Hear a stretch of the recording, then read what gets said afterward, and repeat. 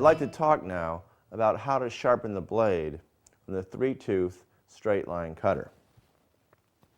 It's very similar to the 2-tooth radius cutter, except we have to do a little bit more maneuvering. With this mock-up and this file, I want to show you the basic strategy. Always sharpening into the cutter. Sharpening down this way, out this way, down, out. Flipping it over and repeating the process. Pushing in. Sawing or filing in an angle helps bring the slope of the point of intersection back, leading to a nice sharp tooth. The fundamental principle of sharpening applies here. If I can roll my cutter around and see any reflection off the points, it means I have a flat spot, and flat spots won't cut. To sharpen the actual cutter, I'm going to use a small triangle file. This is a Grobe, and these are about, I don't know, $10, $12 a piece. It's a number 2 cut triangle file, and it allows me to get right into the corners. A few licks help establish the points. This way,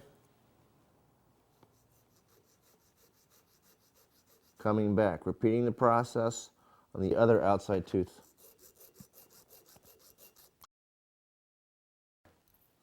Filing across.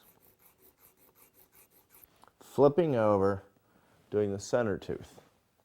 Always, always when I'm filing the upper edge and doing my utmost not to hit the opposing face. If I dull this, if I sharpen this one, dull this, it sort of defeats the purpose.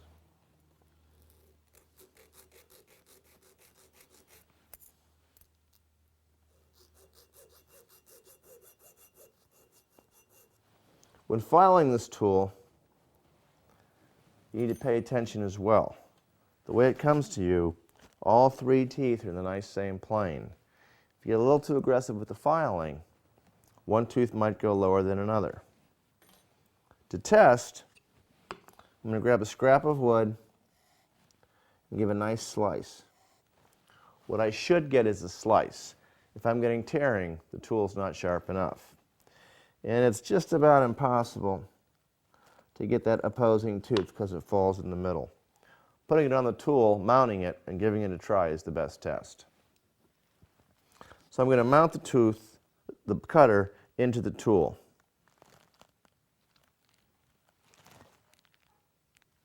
And I always do it in such a manner where the 2 teeth are on the outside. And what I mean by that is I have the option of mounting this blade this way with 2 teeth in, or this way with the 2 points out. You always want to mount it with the 2 points out. It lets you do a better job getting in the corners.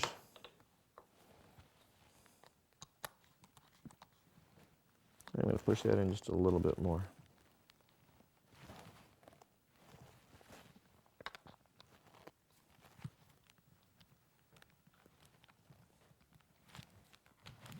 And what I'm looking for here is about a heavy 1/16 inch of an inch projection from the bottom of the bar up.